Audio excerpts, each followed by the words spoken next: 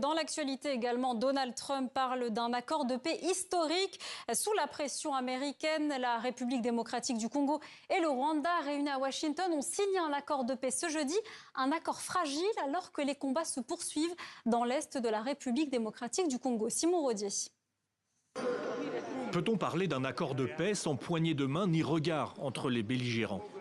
C'était ce jeudi à Washington, Paul Kagame et Félix Tshisekedi s'ignorent ostensiblement autour de Donald Trump. Bien sûr, les réactions à cette signature historique, comme veulent la vendre les États-Unis, sont contrastées. En RDC d'abord, le président du Sénat reste perplexe et attend la suite. Nous espérons les engagements de toutes les parties prenantes, surtout par rapport aux attentes de ces populations qui n'ont été que trop meurtries depuis toutes ces 3 décennies et qui veulent voir des faits concrets.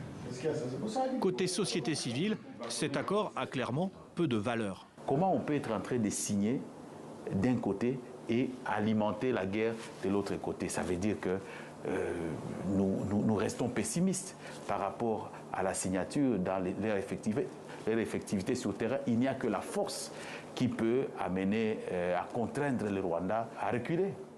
Au Rwanda, pourtant, le ministre des Affaires étrangères ne parle déjà plus de guerre. Il a pris la plume sur son compte X et souligne l'importance des accords économiques, factuels et positifs.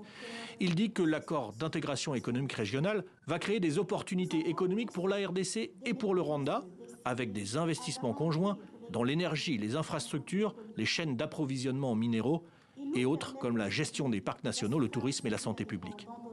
Sur le terrain, au Burundi, près du front de l'Est, l'effervescence des dernières heures avec la reprise des combats dans le sud Kivu n'augure rien de bon.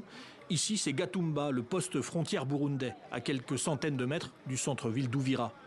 Là où passaient, en temps de paix, de nombreuses marchandises d'un pays à l'autre. La paix, il ne demande qu'à la voir réellement.